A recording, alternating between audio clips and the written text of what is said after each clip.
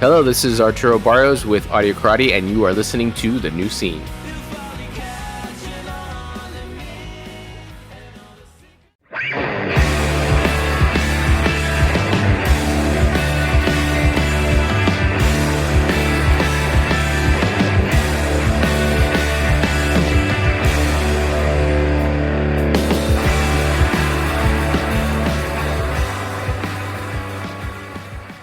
Hello, everybody, and welcome to The New Scene. I am your host, Keith, and we're back with another brand new episode. And on the show this week, we have Bryan Torres, vocalist of Death Lens. Death Lens are a punk band out of Los Angeles, California. They just put out an excellent new LP called Cold World on Epitaph Records, and we talked to Bryan all about the band, their history, and some of the changes the band made in recent years that pushed them into the national spotlight and got the attention of Epitaph Records. We also have this month's Artist Spotlight interview with Colin Dawson of Haunted Horses. Haunted Horses are an excellent post-hardcore, post-punk, industrial band out of the Northwest. They just put out an excellent new LP called Dweller on 31G Records. So we talked to Colin all about the band and their newest release. That's all coming up shortly, but first, here's how you can support The New Scene. Rate us 5 stars on Apple Podcasts and Spotify. Subscribe to our YouTube channel. We have a main channel with full video episodes and a clips channel with clips from select episodes. We have shirts for sale at our store at Death Wish Inc. Pick one up. It's a great way to support the show. And you can follow us on social media at New Scene Pod. Also, don't forget to support Iodine Recordings. Fast Cars, Fast Women is now on vinyl for the first time in over 25 years. Iodine Recordings and Big Wheel Recreation have teamed up to re-release the seminal album with updated gatefold packaging featuring never-before-seen photos, bonus tracks, and retrospective essays from Rama Mayo of Big Wheel and Chris Wren of Bridge 9 Records. This release includes the 10-yard fight, split 7-inch, and rare Salad Days demos. Head to iodinerecordings.com, sign up for the newsletter. You'll find out about all the latest vinyl drops first, and you can follow the label on Instagram at Iodine Recordings. Also, don't forget to support this month's sponsor, 30-Something Records. 30-Something Records is an independent record label based in Berlin, Germany. It was founded by Matthias and Maren Bacher in 2019, and they've got reissues and new releases from exciting artists all over the globe, including Far, The Fire Theft, Star Market, Pop Unknown, Orange 9mm, and many more. The pre-order is up now for We Should Have Never Lived Like We Were Skyscrapers by Chin Up, Chin Up. This is the debut album by Chicago's leading avant-garde pop indie band. It's a 20th anniversary pressing on vinyl for the very first time, and it's been completely remastered with new artwork and packaging. The pre-order is up now in the 30-something shop at Steadfast Records in the US and Devil Dog Distro in Europe and the UK. Also, 30-something Records is the first sponsor for Snapcase Legacy. That's the new Snapcase documentary that's coming out, and I can't wait to see that. The Kickstarter is live right now for the documentary, so go donate if you can. For more information, head to 30somethingrecords.com or head to their Instagram at 30.something.records. All right, so make sure you stay tuned until the end of the episode to hear from Colin Dawson of Haunted Horses. But right now, we are going to speak to Bryan Torres of Death Lens. Enjoy. All right, we are here now with Bryan Torres. Bryan, welcome to the show. What's up? It's great to have you here, Bryan. Death Lens is doing a lot of awesome things. You've been on a lot of great tours this year. We put out the excellent Cold World LP on Epitaph Records this year. And I want to talk to you about all of that and more. But first, Bryan, I want to ask you, how are you doing today? I'm doing pretty good. I think this year's been super stacked with being on the road. So being home for the holidays, I can't complain. And I get to sleep in my own bed. So, a win is a win, you know? Yeah. How much of the year were you on tour this year? Oh, man. So I can't really count the weeks that I was out, but I could tell you how much I was at home. And from the time that I was at home, this year was less than 2 months. Less than 2 months, the whole Less year. than 2 months. Yep. And do you like that or do you not like that? It comes with what did they say? I was talking to some of the guys from man, I want to say Military Gun, and they were telling me that it's kind of a curse to be a musician because when you're on the road, you miss home, but when you're home, you miss the road. So it's kind of like a double thing. But I don't know. It's mixed feelings. Yeah, I'm never comfortable anywhere. So that just must be the life, right? Just uncomfortable wherever you are. Yeah, I mean, there's a couple times where I have to sleep in the van, so that kind of gets a little rough. But other than that, I like to make sure the guys are in the room. So I'll get one room, and then I'll stay in the van just so they can have a little more comfortability. Because when it comes to getting hotels, I like to get just one room with like two beds, and there's like six of us, right? So I'm like, you know what? I'd rather just sleep in in my car, as these guys are comfortable, and then tomorrow I don't have to hear it later, you know? Yeah, I do the same thing. The last band I was in would be out on runs and I would get my own room.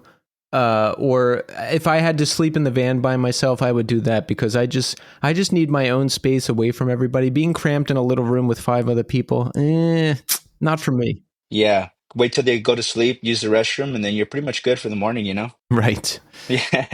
So you grew up in Los Angeles, right? I did, yeah. You still live there now? Yeah, so I mean I've been around. I'm originally from the San Gabriel Valley, which is about like 30 minutes east of Los Angeles.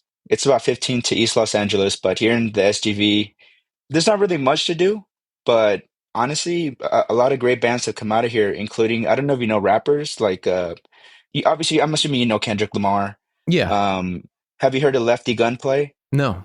Okay, so he got a feature, and he lives down the street from us. There's another famous rapper that's near us, and I'm always thinking like there wasn't enough rock bands here, you know? So we started this band here because there's not much to do, and I just never expected to kind of rise up from such a unknown town, you know? But I've lived in Los Angeles all my life. Do you like it still? I mean, you must if you still live there, right? I love it. No other city than Los Angeles for me. I mean, there's days where obviously you go to other cities, you're like, damn, this is a beautiful city. But when you come back home, I mean, it's just the nightlife, the cult, like the melting pot of different type of bands. There's just so much to do, and that's the reason why I love the city so much. It seems similar to New York in that there's just always something new to discover, but like you're doing it in a car rather than walking around or taking a subway somewhere. Yes, I like to call New York Los Angeles on steroids because, oh my God, like I know the city's pretty rough here, but man, the hustle and bustle in New York is, I mean, three times crazier. People cutting you off on the street. You know, you're walking slow. They tell you get out the way. Stuff like that. And I mean, I love New York too, but damn, it's hard over there. You know? It is. I remember visiting a site for my job out in California, or I think I was out in California, and someone was like, "You're from the East Coast, aren't you?" And I was like, "Yes." Is it that obvious? Like, because it's like, hurry up, talk faster, let's get this going. All right, come, Yeah, yeah, yeah. We're a little more on the slacker side. We get made fun of for saying "dude" too much, and the word "like" just because it's I don't know, just kind of became a normal here in the West Coast. You know? Yeah, dude. I use dude. I use like. I use I'm good Yeah. with all those. So, how was it where you grew up? I mean, was it rough? Like, I know you have a lot of political commentary and different stuff that you tackle in your lyrics. Was that informed by experiences you had growing up? Absolutely. To start off, I'm a big advocate of immigration reform. Both my parents were undocumented, obviously across the border illegally, obviously 30, 40 years ago, which is one thing that I'm proud of to say is that being a, Latino culture is you surround yourself with family, deeply. It was rough living around here because I mean, here in La Puente, it's very, there's a lot of immigrants for sure, a lot of immigrants, but there's also a lot of gangs.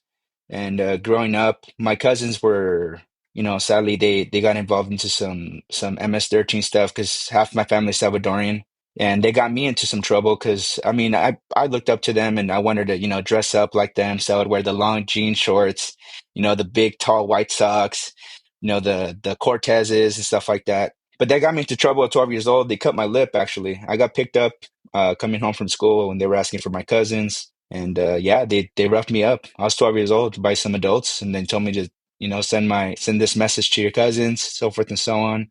It became a giant mess. And that was just, that became the norm when you were a kid here in La Puente where I lived, because I didn't live in the greatest part of the area. It was rough. It was rough. Yeah. Did you end up getting involved deeper with like, any gang stuff, or did you get away from that? Like, how did it shake out for you? So I tried to get involved as much as I could after, that incident at 12. I was like, you know what, like I'll try to be tough and I want to be a part of it. But my cousins were as deep as they were in there, they didn't want anyone else in the family to join. So, I mean, every time I tried to go, I was adamant. I was like, no, I want to be a part of it. I want to be a part of it. And they'd be like, no, I'm not gonna let you do that. Like such a waste of your life, blah, blah. I got punched by my cousin once just for, I kept poking the bear, but it was out of love. He didn't do it because he was mad. It's because I kept bugging him that I wanted to do this. And he's kind of the one that got me into music at the time, because around my young years, my family was really religious. So we weren't really allowed to listen to music as far as like anything outside the Christian, nothing secular. And my cousin was the first one to show me like Eminem, Dr. Dre, stuff like that. So I was really, really into the rap culture. I didn't know anything about rock at all, but that kind of just added the root, and that's kind of what made me start to learn more and more about music. Yeah, there was the alternative when I was in grade school. The alternative thing was taking off big time. I'm talking like Pearl Jam and Stone Temple Pilots and Green Day and all those bands, all those guitar-driven bands were really taking off. But there was a big hip hop thing happening too, which I was really into. And growing up in a lower middle class, mostly white suburban neighborhood, it was like, I don't know, it was like this glimpse into another world, because you'd hear like Los Angeles, gangs, crack cocaine. And then you had all the movies at the time. So I loved the movies. I loved the music. It was like this look into a world that was so far away and so distant to like whatever I was experiencing at the time. Yeah, man. I mean, I'm getting a bunch of like old memories that are just coming to the back of my mind. We had the SWAT team come to my house one day. I was playing with my toys outside, I was a young kid. And these crazy trucks come up and they're like, you guys got to go back inside. And my parents don't speak English, and they were like, oh, and I told them, I was like, oh, it's supposed to go inside. And I didn't know how deep our area was until I guess we had like a killer 2 streets over, and you can hear just the cops all night, and that I hear like this bang, and I know they threw one of those bang grenades, or I don't know what they're called, into the house to get him out, and it was until like 2 in the morning when they finally got him out, and I was like, damn, like I didn't, you're a kid, you don't know this kind of stuff, you just think it's cool, but you don't know how dangerous it is until you get older and start thinking about it. You're like, damn, I was really outside watching this thing go down. Something could have went down, and I wouldn't even notice. Yeah, yeah. When did you start to become aware of like what was really happening? Because it's one thing, I don't know, it's one thing to be young and listen to this music and see these movies and like think that it's cool or interesting. But then once you learn about all the injustice and all the economic injustice and it's just all the horrible systems that take place in this country, it just takes on a different shape. Absolutely. I mean, I started noticing because my parents couldn't really get jobs. They worked a lot under the table. We lived in a small little room in the back of a house. It was five of us too. We had one room for all five of us. We had a bunk bed, like on the side of the wall, and then behind that wall was my parents' bed, all in the same room. And I mean, we lived off the government cheese, all the bad stuff and WIC and stuff like that. That's when I started noticing, like, hey, like, are we living in, I thought that life was normal, I thought that was just like a normal life. But then I would go out and hang out with some, I guess, white friends, and I'd be like, hey, like, how'd you guys afford this house? Like, how'd you guys do this? How'd you guys do that? And they're like, oh, what do you mean? Like, my parents, do this and do that. I'm like, why do my parents not do that? And then I started asking my mom, I was like, why don't you work? She's like, well, I can't work. I don't have any paperwork. I don't have a social. I don't have this. I don't have that. And then I think from then, that's where my conscience kind of opened up. And I was just like, damn, there's things in this world that I have no control over. But I guess now at the age that I'm at, I'm like, I have a platform. So why not talk about those things, And that's just kind of the thing. Yeah, because it's a bad system because I think it's purposefully set up to let people in and exploit them. And it's like, no, you're not good enough to become citizens, but you are good enough to be here and do all the jobs that we don't want to do for no money. And it's horrible. You know, I remember seeing all that footage of everybody camped out outside that building in New York City, not able to get into the country. It's just there's tons of room for improvement there. Absolutely. Another crazy thing is that people don't understand how many taxes, like how much of the taxpayers' money is from the illegal immigrants. They feel like they don't pay. No, they definitely pay. They pay a lot. So no, they're not stealing jobs. No, they're not doing this and that. They're taking the jobs that people don't want, and they're getting paid absolutely nothing for it, you know? Right. Right. There's a whole economy there, a whole messed up economy. Hmm. So, did you go to like a regular grade school? Did you have a somewhat normal existence as far as that goes? Yeah, no, we did. I mean, coming from elementary school, it was cool and all.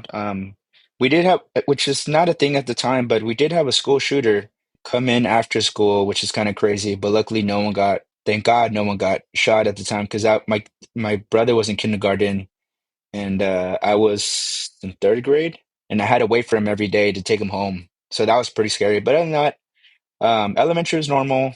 Middle school was all right. It wasn't anything to talk about.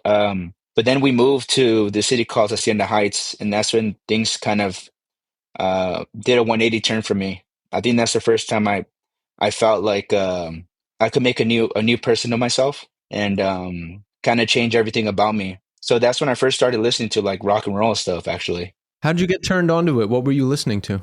So my younger cousin, he would hide in his parents' room.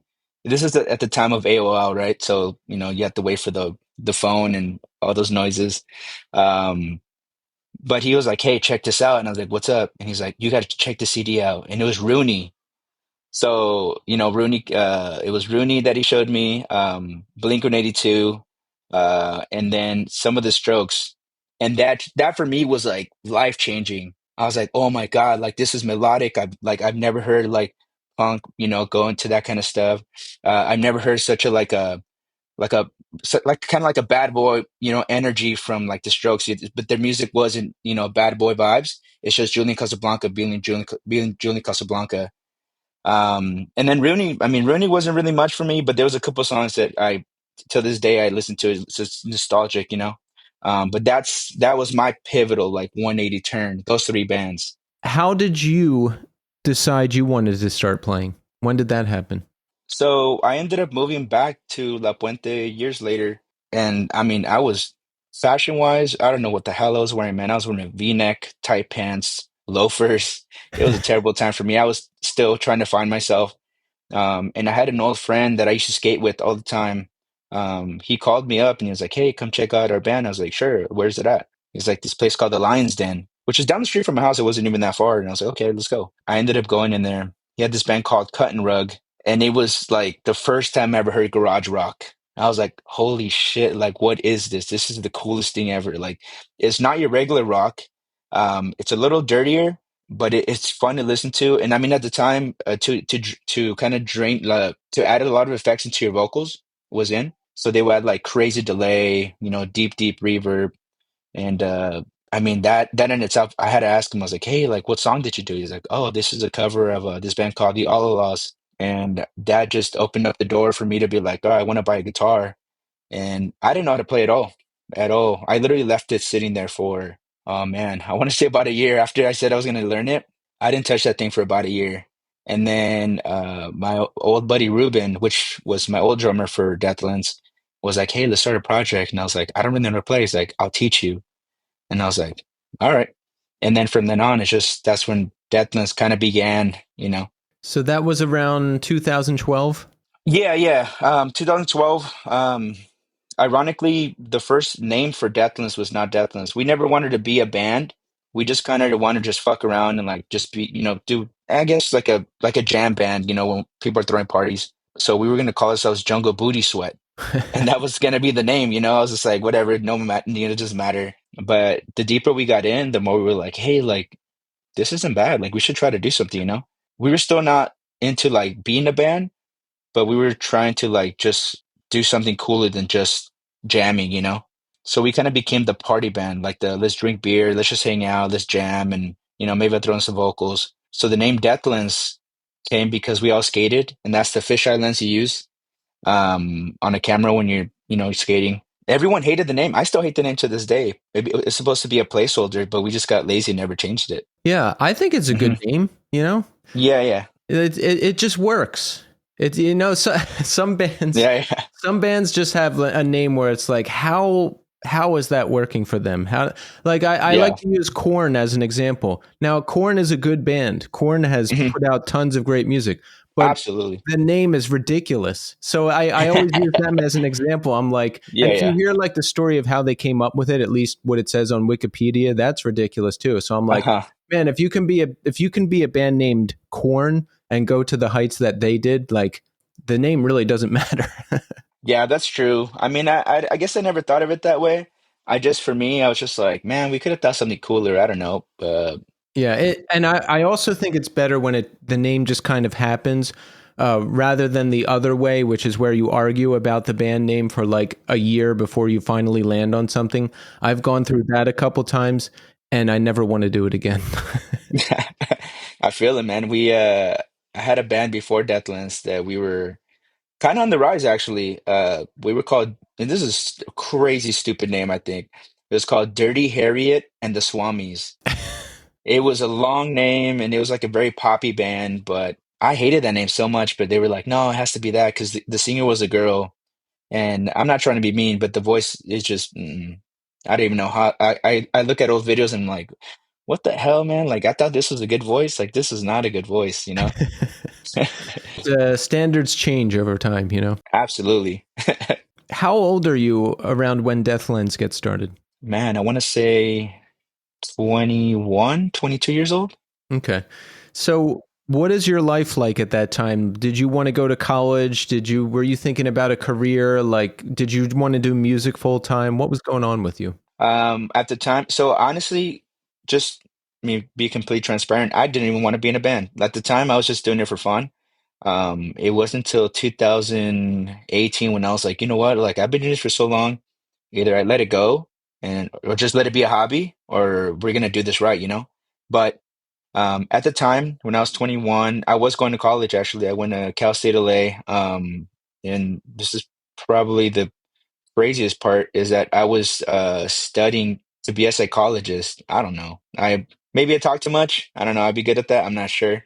And then I minored in sociology, but then I ended up getting a job with the gas company here in California, and they pay well.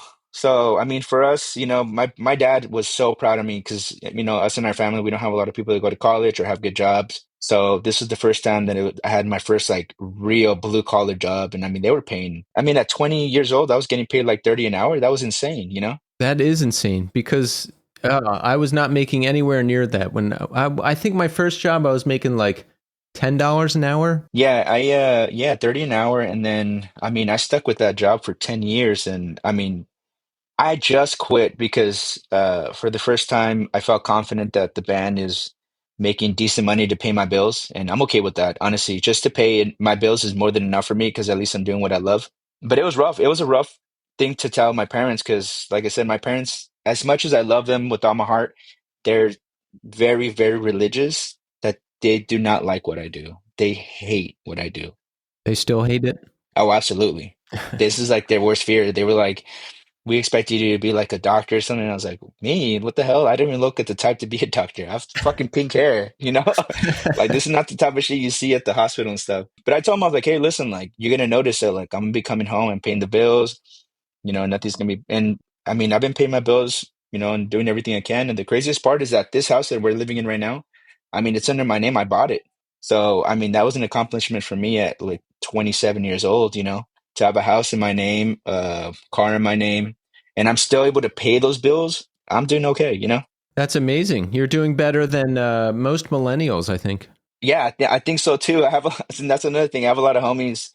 Uh, what's crazy is I had a buddy who, um, he graduated UCLA free ride, and I mean, he's still working at his dad's sandwich shop, and I'm like, damn, like that's what the hell happened, you know? Like what? That's crazy. Yeah, I wonder about that because I've been working full-time jobs most of my life. I don't have a car. I don't own a house. Like I still live in apartments.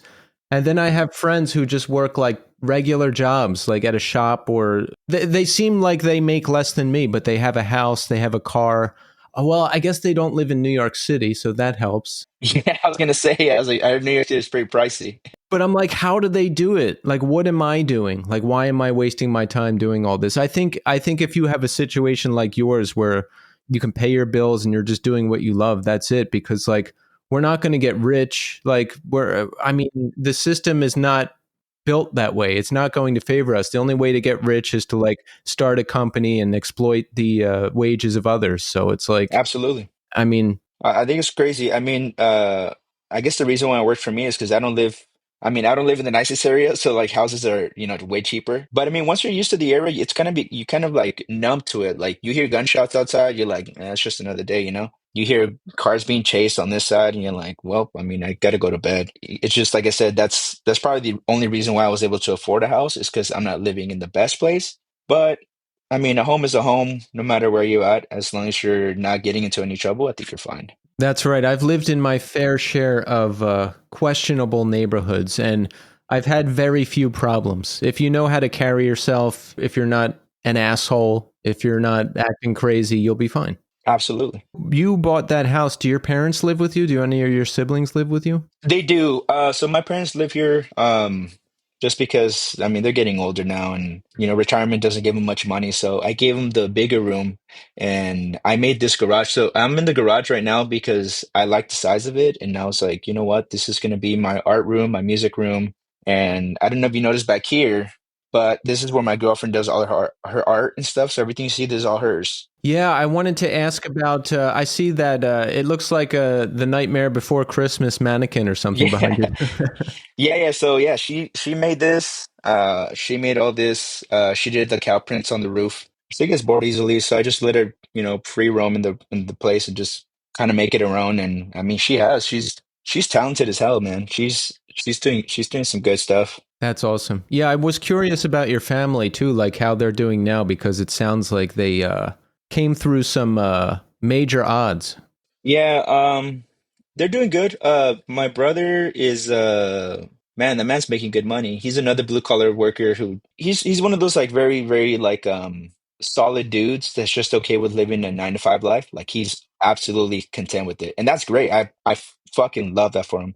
Sadly, I'm not that kind of person, and I wish I was because life would be easier. But honestly, without difficulties, what's the point of life? It doesn't make it fun. My sister is she's working right now to become a nurse, and my dad has been working tiling for years. He does that under the table. He helps some people out. My mom can't work right now because she's having some issues with her legs, but that's what we're here for. That's what family's for. We take care of each other. So Deathlands gets started. It started out as kind of like a party instrumental band. How did it evolve into more of what we know today and you as the front Yeah, yeah. person? Well, I got tired of getting paid $20 and a box of brews. It wasn't enough money, to get me anywhere. I used to play guitar and sing, and honestly, I felt like it kind of locked me up. Like I couldn't do much. I couldn't get the people hyped or rowdy or do what a frontman does. So I felt like the band was kind of stale because nothing was really happening, nothing was prominent, nothing was different from many other bands. It wasn't until 2018 when I was like, you know what, I don't want to play guitar anymore. Like I want to try this frontman thing, which is nerve wracking because I mean now all eyes are on you, not on the whole band, you know. So 2018 we started working on things and trying to get things ready. Finally, 2019 comes around where I feel like we're finally in a place where we can finally show what we have. And we do one event here. It was my first time being a frontman, and I wasn't expecting the reaction that we got that day. But that day, it was, I mean, it was, we filled up the place. It was crazy. I was just like, what the hell? And then sadly, COVID hit, and then we just plateaued for that whole year. We had nothing to do. But throughout that one year when we had nothing to do, I was bugging this a buddy of ours to manage us. And I can't say his name or else I'll get in trouble with who he works with, but he kind of works behind the scenes, and man, he's done a number of things for he's the reason why we kind of got to where we're at. He hit up a lot of people. He got us a lot of tours. He got us our first record, small. It was a small record label, but he got us the first one. He's the reason why we got an Epitaph. So things really went above and beyond in 2021, and that's when we were like, let's just go full throttle, you know. We started hitting cities that we'd never hit. We started playing places we never, you know, played, and I was still kind of like working on me as a frontman. I was doing some real like I was doing some nonsense stuff on stage, man. I was like, what the hell was I thinking? Like I was like moving around in such a weird way. I was like, nah, like I gotta figure it out. And then I think the first time I figured it out is when I was like, yeah, I gotta. The less I do, but the more charisma I give, I feel like that's what people want to see. Another thing is that I show a lot of love for the community. So like when we, you know, when I'm out there and I'm like, hey, like let's talk. I'm always out, you know, talking to the fans. I'm always out.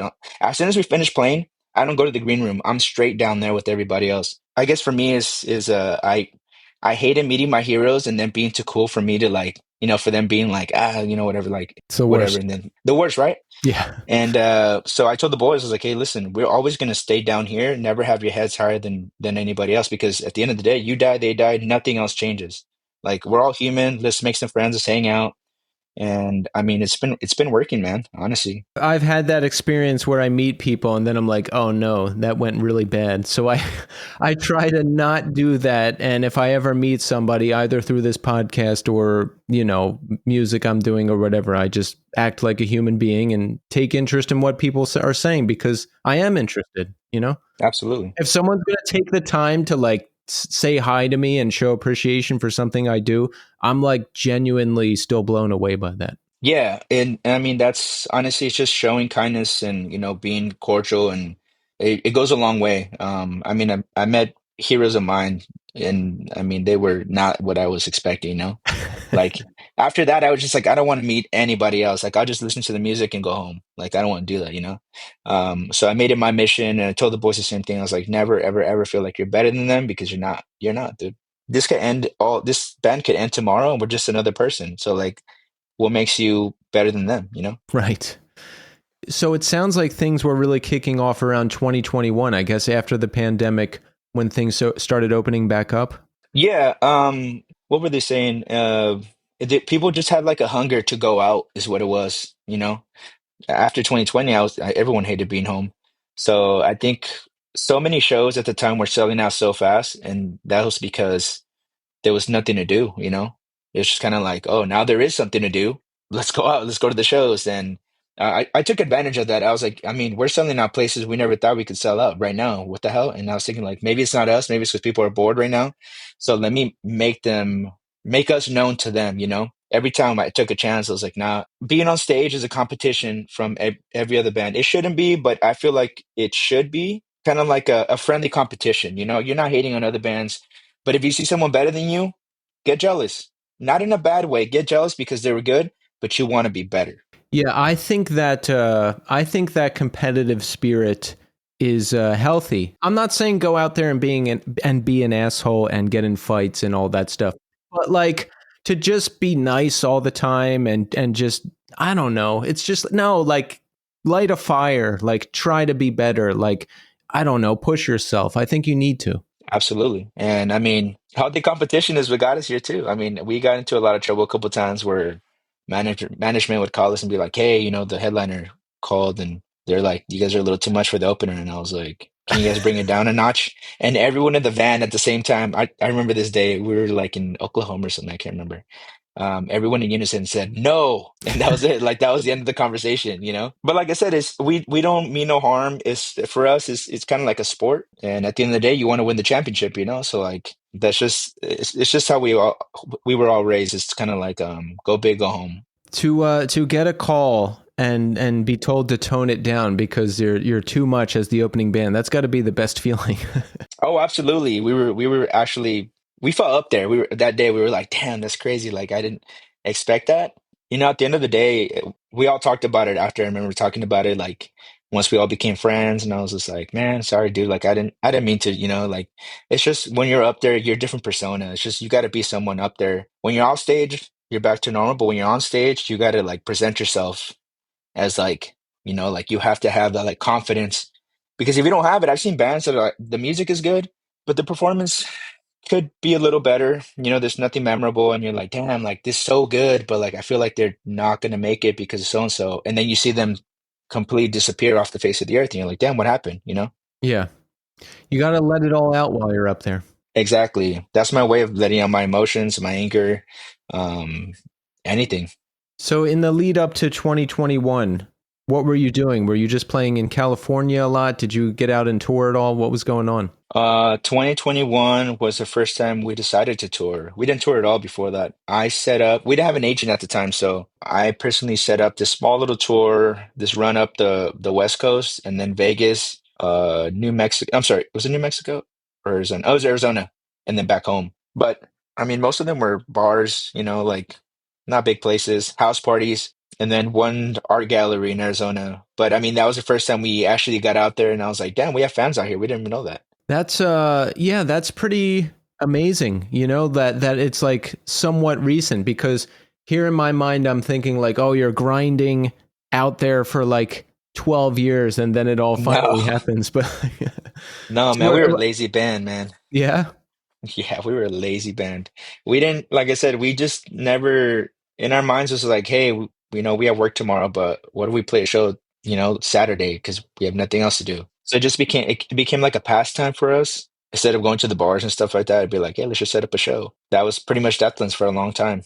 There was no really like a drive to be like, let's make it a real band until 2018, 2019, when I was like, man, I don't want to do this anymore. Which actually I quit the band in 2017 because I was just bored of it. I was just like, it's not going anywhere. I know it's not going anywhere because I'm not giving it any effort. It feels like a hobby, and I know it's gonna sound crazy, but I got into house DJing, and I was doing that for a while, and I got to do a lot of art galleries, a lot of small events, which is cool. It's fun.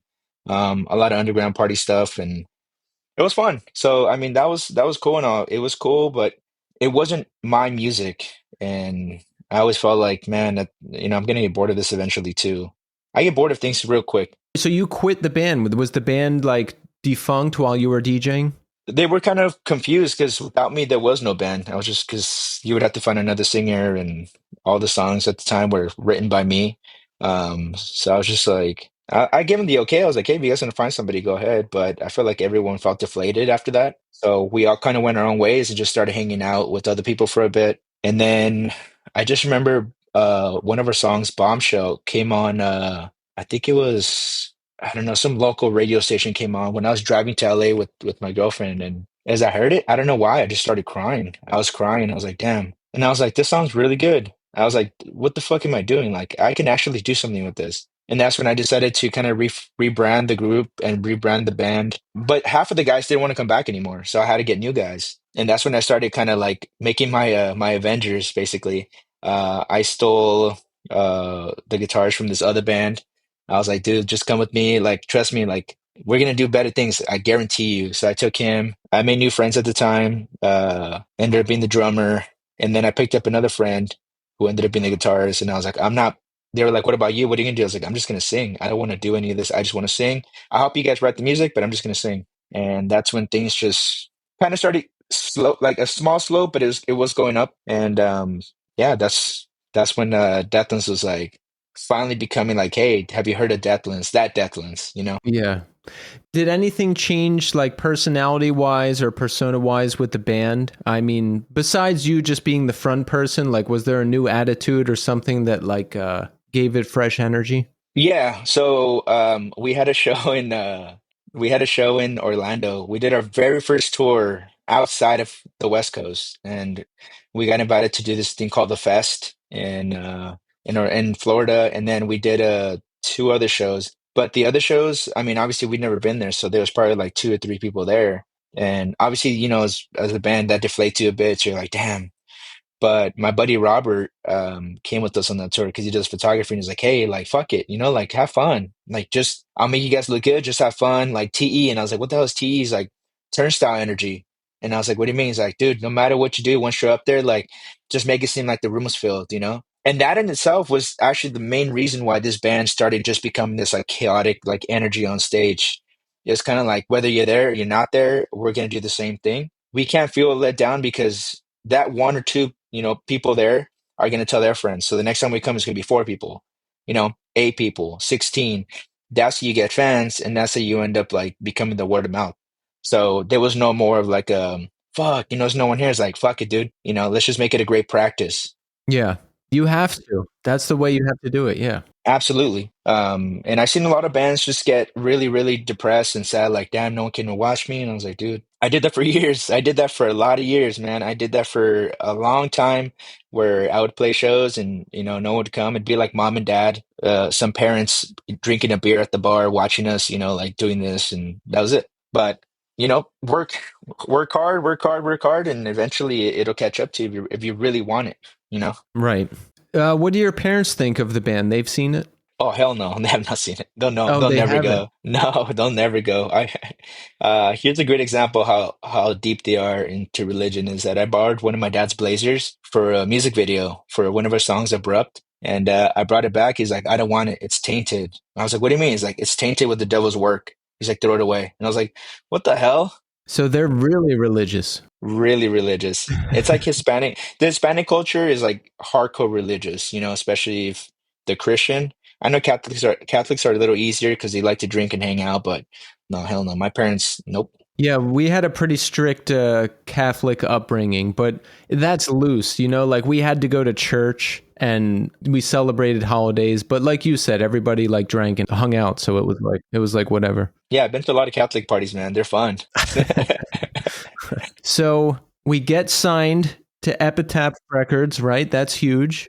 And when do we go to record Cold World? You recorded that in New York City with Brett Romnes? Yes, we ended up in Hopakong, I think, New Jersey.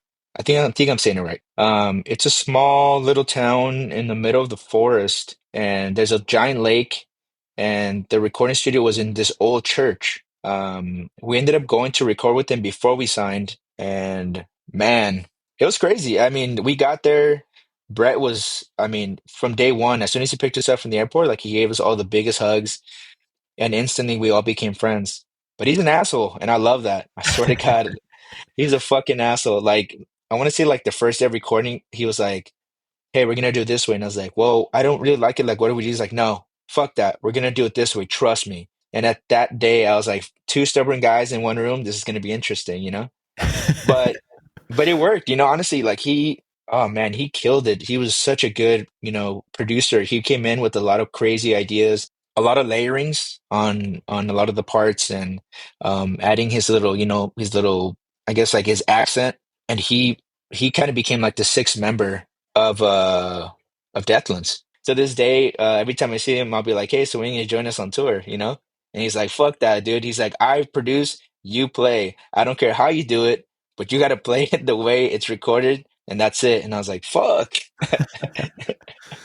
How much did things change from like what you went in with versus what you came out with? Like how many changes did he recommend through the process?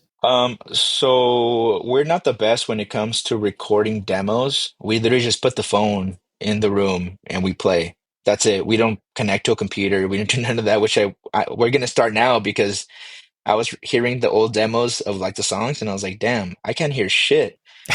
So when we took it to the studio, he's like, this is perfect. I was like, could you even hear it? He's like, no. And I was like, then how is it perfect? He's like, because I can understand where you guys want it to go. And the less, the better, because that way we don't have demoitis and we don't have to feel like this is going to be the song. We can actually build the song.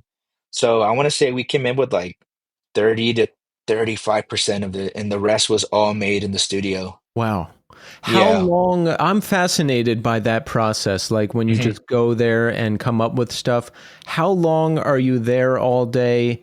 How long does it take to like come up with something? Do you just like jam and a song appears? Like what? Like I mean, I've done this in various Yeah. ways in various bands, but like, what was your experience? What was the band's experience? So one thing that was good about being in the middle of nowhere with almost no connection is that you have nothing else to do. So your mind is completely solely blank and focused on that one task. So a lot of the guys that didn't know what to do here at home for some reason we're getting solos and leads down there right away. And I was like, what the hell? And he's like, dude, I have nothing else on my mind. Like this is all I can think of because there's nothing else to think about. Same with me is the lyrics came there. I wrote all the lyrics in like a week there because I don't know, when I'm home, I get too sidetracked.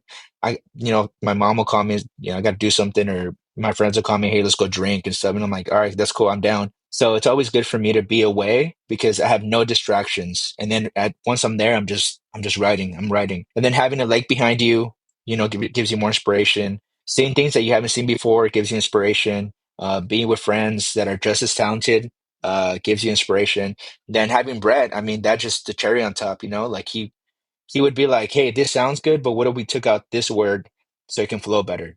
This sounds great, but what if we did like ahs in the back or oohs in in the front of it, and just to kind of give him more, umph.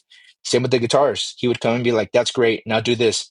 Cool. Now do that. Now do this. And you're like, damn, that's like 18 layers of guitar. It's going to sound crazy. But he blended so well that you can't tell it's there. It just makes the song sound so full. It's just crazy. And then he's a drummer, so he's very particular. So he would go into the drum, with the drummer and be like, hey, this is what you're gonna do. And he'd be like, I don't know, do that. He's like, that's great, but you're gonna learn.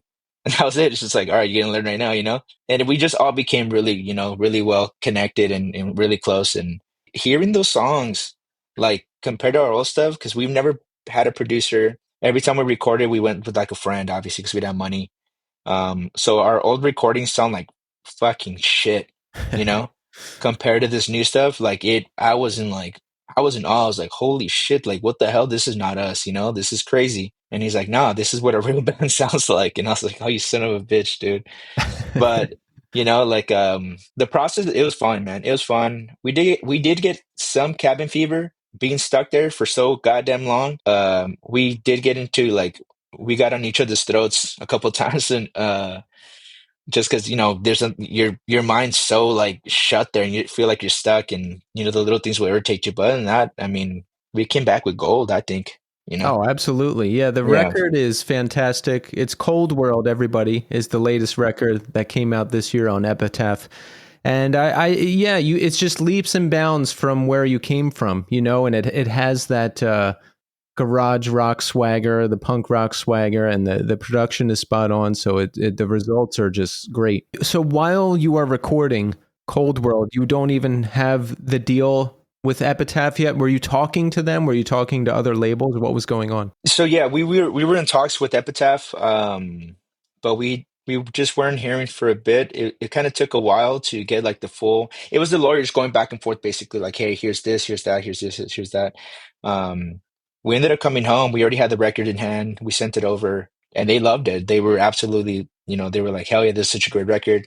But we're gonna send a scout to come watch you guys play the next show you guys come home. And that was nerve-wracking because I was like, fuck, like we have to be on top of our game. And lo and behold, sadly, my guitarist had to get surgery because he had like this benign cyst right here. So they cut him up, they took it out. So he was out, he couldn't really play. And I was like, fuck, dude, out of all the weeks, now we got to get somebody. I got a buddy of mine on such a short time. So me personally, that show was one of my shittiest shows ever. I was so embarrassed. Not that it was that bad, but internally you can tell when you're fucking up. Maybe the crowd won't notice, but we noticed. So, and then we noticed that the scout left, and we're like, fuck, dude, we're not gonna get it, man. We're not gonna get it. So everyone's pretty bummed the next day. We're like, we didn't hear anything. And then we get a call saying like, hey, like that was a good show. Sorry I had to leave. My kids were, so and so, I had to go with my family. But yeah, let's make it happen. And I was like, oh shit, it's actually happening. And we had dinner, got to meet the whole Epitaph family, and honestly, I've never felt so at home. Like they're the nicest people in the goddamn world, all of them. Like every time I see them, including Sue, I mean the president herself of Epitaph would hang out with us. Like I just saw her at the Epitaph party, and like we were drinking together, and like it just feels like a family. And I'm all about that stuff. I'm all about family and stuff like that. I like that. Yeah. Yeah, Did you actually see the scout leave early? I did. I did. Was it like in the middle of the set? It was like in the middle of the set. I just remember because like I was kind of scoping him. You gotta be like vigilant to make sure he's having a good time. And then I saw him, and then I want to say, but like half the set, I look and he's gone, and I'm like, fuck, did he go to the restroom? But then the whole set kept going. I would like glance over, wasn't there. That would have ruined me. I would have just been a Oh, mess. I felt deflated, man. I was defeated. I was like, as much as I wanted to give up my full energy, I was giving it the best I could. But in my heart has sank down. And I was like, oh, man, like we had it, we had it. And Yeah. then I ended up getting mad in the green room because there's a lot of chaos in the green room. The thing is, when we're at home, those green rooms are like 30, 40 people packed easily. And I'm like, fuck, because all the homies will come, like we're all hanging out. But that day I told everyone to get out. I was just like, I'm not having it. Like I'm bummed. We ended up leaving. I talked to my manager and he's like, nah, like let's just wait. We'll talk to him in 2 days, see what's up. He was in panic too. We were both in panic. We were like, fuck, dude, we had it. But yeah, luckily about 2 days later, we get the call, and then about a month later, we get the contract finally, and then sign it. We write it, we do everything we had to, and then we started planning the releases of the singles and stuff like that, and it was beautiful, man. That's got to be an amazing feeling, right? I mean, a lot has happened just in the past 3 years. Yeah, I mean, I think the craziest part is that my ex-guitarist now, me and him used to watch a lot of videos and a lot of bands in Epitaph. We would always like, we'd always be like, that's the label we want to be on. That's the label we want to be on, like just manifesting it. And we would watch YouTube videos like all night, like till the morning sometimes, and just like watch videos, like, oh, look at this band. Like, oh, what if we did something like this? But like, kind of mixed it up with like some of this and, kind of, do our mold our own version of like this kind of music. And that would be us. Like we just be there all day. So for Epitaph to just be even in our radar, even if let's say like I said, let's say the band quit tomorrow, it's crazy to know that I had at least one record with such a legendary label. Yeah, it is pretty incredible to think about. Like one day you're just Yeah. watching videos of Epitaph bands, and now you're on the label and on tour all Yeah, year. it's crazy. Absolutely. And then going on tour with Bad Religion in Europe was insane. Being on the road and being on the other side of the world, you're like, that's when I had my like kind of like my out of body experience as far as like feeling that like the reality of it all. Like you just see it. How was that for you? Like, explain that, because I had something similar when Hmm. my band played a really good show, like this past summer. I was like Yeah, yeah. floating for 2 months afterwards, and like nothing could touch me, nothing could bother me. I need to get that feeling again. How was it for you? Oh man. Well, it was surreal, that's for sure. It just felt fake. Um, like I think about it a lot where the 2 months that we were in Europe, it felt like it never happened. It felt like I dreamed it. I'm just like, damn, it's crazy. I was literally in Germany for like weeks, playing shows. I was in Netherlands, Italy, England, stuff like that. And I was following one of the greatest punk bands of all time. And not just following them, like, being direct support with them was the craziest thing ever. Because I mean, the rooms are packed with like, 2,000 people, 3,000 people. It's huge. So it's nerve-wracking, but I think for me it was just surreal because I never thought I'd be there. I mean, I was playing backyard shows years ago, thinking, $20 is gonna get me like, I don't know, a tall can and a bag of hot Cheetos, or I don't know, something crazy, something not crazy actually. Um, but now it's like, you're getting paid to play with these guys that have been doing it for such a long time, and they're so well known, and you're meeting some of the legends. I mean, Brian from Minor Threat plays guitar for them, which is insane. I got to meet him, and you meet a lot of people throughout that. So it was like to this day, I think about it, I'm like, damn, I was literally on the other side of the world playing with a great band, and I still keep forgetting that that was real. For some reason, it just feels like I imagined it. Yeah. Yeah, Was that your first time being over in Europe, all over like that? yeah, very first time. They hit us up for I think it was like two festivals in June and then one festival in July. And my management and my agent was like, choose one or the other because it's going to be expensive to fly both. And I was like, fuck that. I'm gonna stay there for 2 months and let's just do it all. And I think that hyped up our agent, and he was like, all right, well, we're gonna do this and let's add more shows. And luckily we did because as we started adding shows, that's when we got hit up by Bad Religion's team saying like, "Hey, the boys are already out there. Why not join us for half the tour?" And I mean, there's no way we were gonna say no to that. It was amazing. It was crazy. You got to have that adventurous spirit like you have, right? You're just like, the hell with it. I'll Yes, stay there and make it happen. Be a yes man, never be a no man. You can't say maybe ever either. Can's not in our vocabulary, I like that. you I know? guess the rest of the band is on board with you too, right? I mean, do you ever have like trouble with people's schedules or have to get a fill in or anything like that? Yeah, I get feelings all the time for tours, actually. So sadly, we let go of our guitarist this tour, actually. It was just a lot of conflict with scheduling with him and stuff like that. And honestly, it just kind of started, he started digging a hole deeper and deeper. But the rest of the boys don't give me any issues. They go on every tour, every single tour. So I do have friends that come in and they'll come and play and they'll do what they have to do just for then to come on tour and hang out. But yeah, 90% of us we don't miss a tour at all. Yeah, that's the way it should be. Yeah, exactly. Yeah, unless I'm in a coma, I'm playing the show. That's it. Exactly. No, fuck that. Take me on the fucking deathbed, dude. I'll do that shit. I'll wake up on the I'll stage. wake up. That'll be the last thing I remember before I die. Yeah. So what do we have planned for 2025? We have Honey. We're playing a show at the Fox Theater with this band Honey, also on Epitaph Records. I believe it's in February. It's in February. That's all you got to know. It's really close to, I think it's like the early days, like the fourth or the second or something. I can't remember. Other than that, starting this week, actually, starting tomorrow, we're starting to write the new record. And the boys are excited. I mean, we're feeling more enthusiastic than ever, and having a new guitarist, bringing in new ideas, having a new drummer that. I mean, he has his own band, and he's also talented as hell. So, I mean, I have the all-star team right now. I feel like we're gonna create something even better than the last one. That's exciting. Are you still going to record it to the phone? uh, My lazy ass will, but you know what? The guys aren't letting me take control of this anymore, so they're in charge of that. I still always record on the phone. I haven't figured out the whole software and file trading thing yet. I just record to the phone. That's what I do. It's just easier. You press the record button and you're done. You're gonna do anything else. Well, Bryan, I love the record and I love the band. I'm looking forward to more. So I just want to say thank you so much for coming on the show. Thank you for having me, man.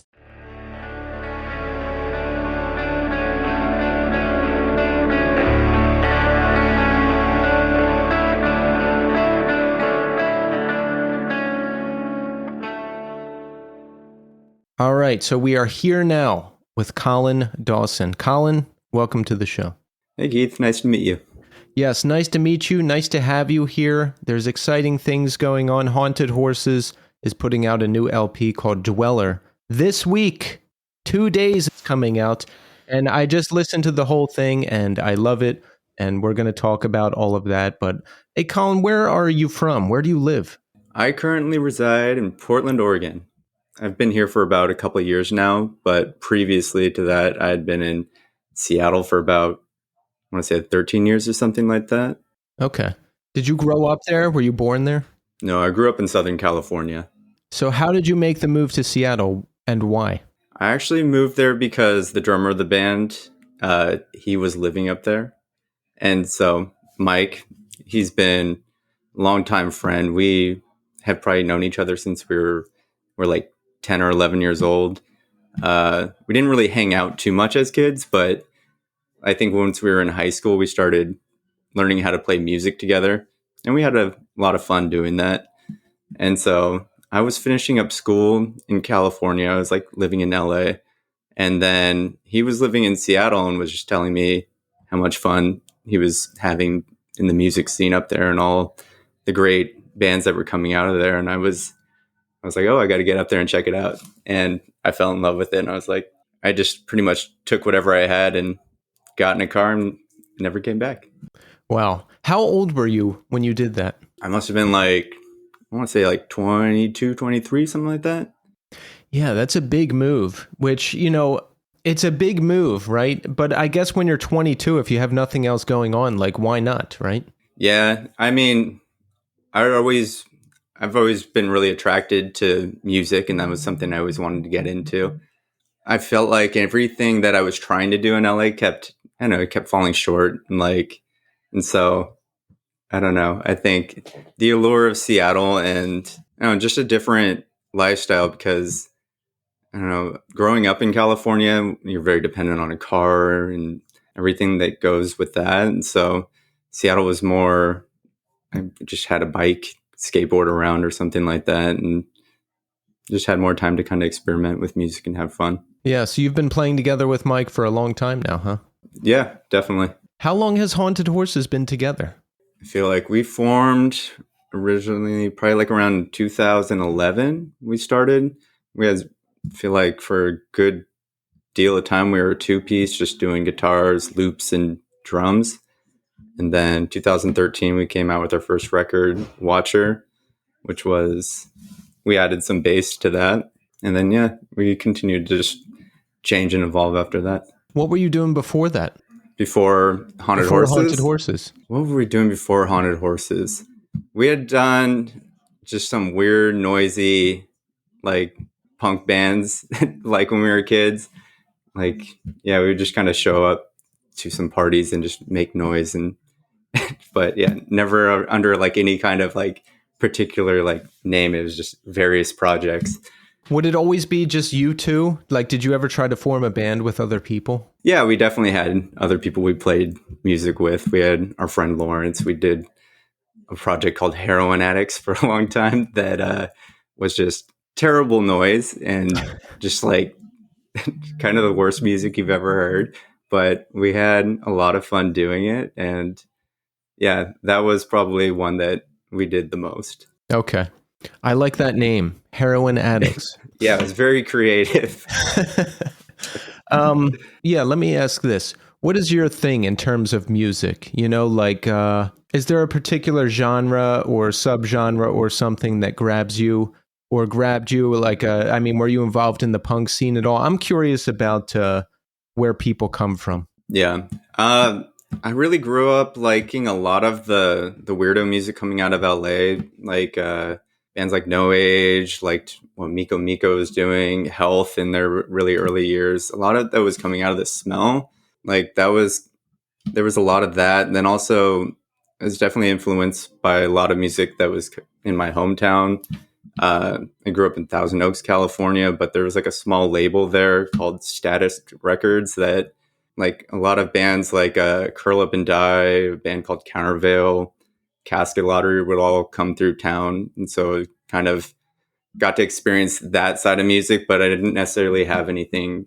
I didn't have too many people to collaborate with at that time because I think I was like, wasn't very confident in how I played music because it's mostly self-taught. So everything I did was kind of, I don't know, it sounded like whatever my impression of music was, I guess. So yeah, it took, I think, a lot of playing around, like and doing stupid projects like Heroin Addicts and whatnot that help kind of find what you really want to make with what you got, I guess.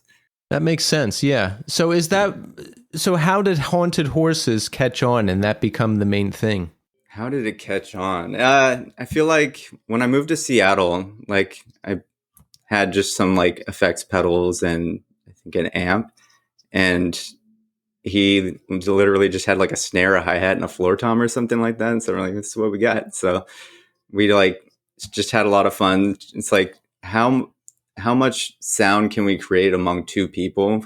That was also the allure, is just two of us. So it made it so, I don't know, doing bands with like more than like 3 or 4 people, it starts to get like you're scheduling things and it gets complicated.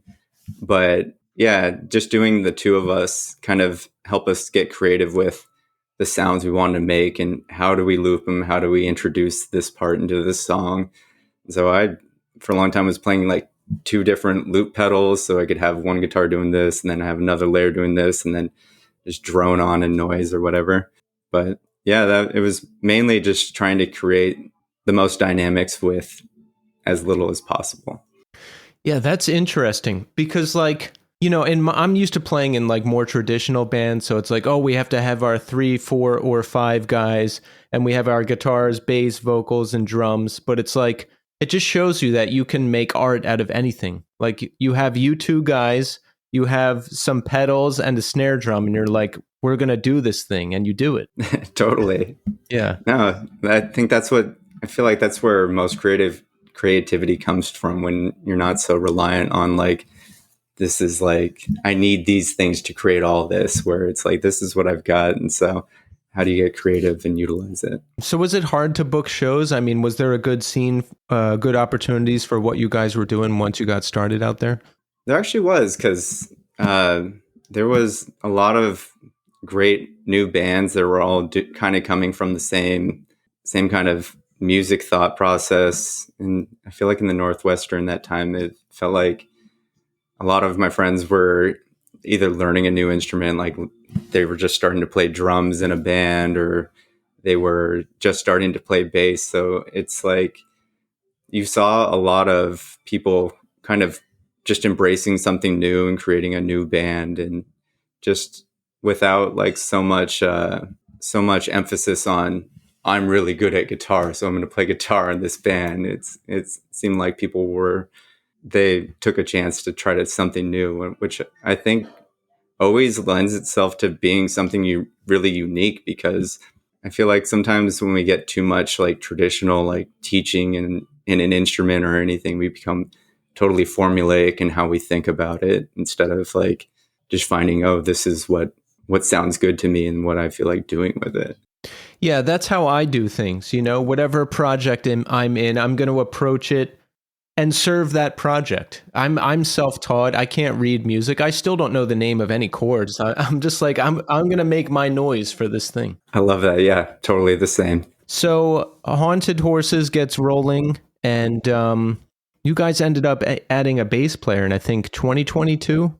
Do I have that correct? Yeah. For our last record, The Worst Has Finally Happened, we added bass to it. And we had our friend Bryan, who had for years he'd been our guy. Like, he's like, oh, do you need help doing this? Do you need help fixing an amp? Do you need help putting out like this weird lathe cut record? And yeah, he's been our solid friend. So we're like, hey, we're thinking about adding bass. Would you be interested? It might, like, I don't know, it might sound silly or something, but he was like, I don't know, he was so instrumental in kind of making it like a really strong, prominent reality. We're like, oh, we really need the bass. The bass is very important to the band. So, yeah.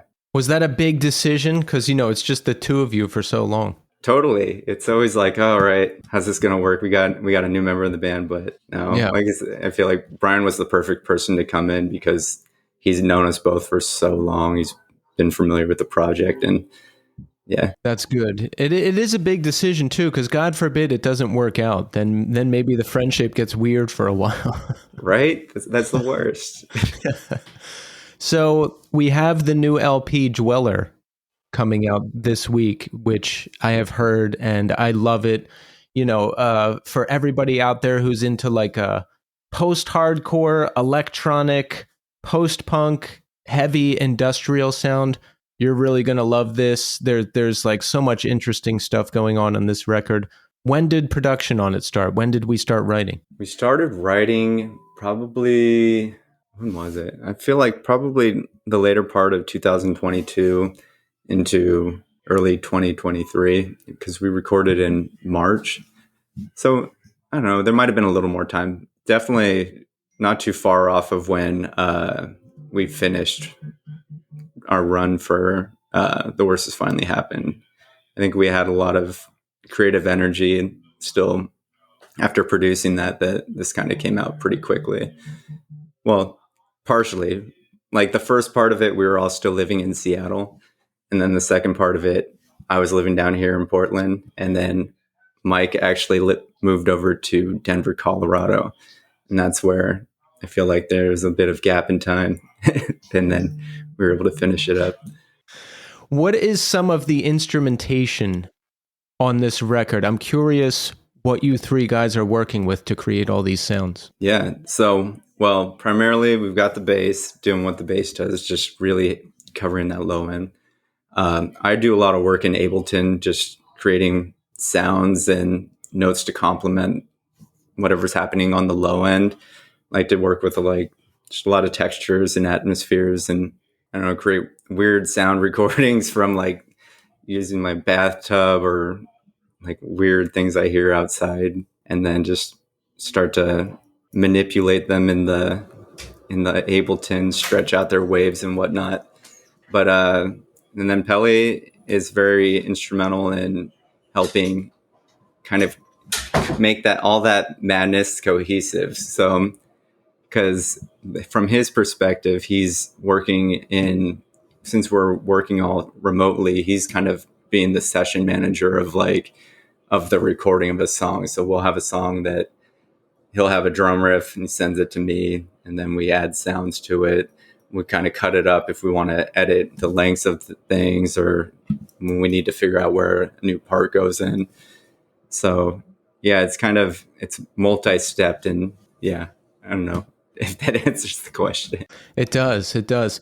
But how does it work live? What kind of equipment are you guys working with? Yeah, I've got like a Behringer like noise machine and other loopers and the vocal looper, and then Pele has a lot of the noise and like beat rhythmic things coming through the SPDX, so he can play to a click, and then yeah, bass is just beasting out. Nice. Yeah, I'm always curious about this stuff. I installed Ableton last year, and I have yet to even begin to figure it out. So it's just this monkey on my back that I'm like I have to do it at some point.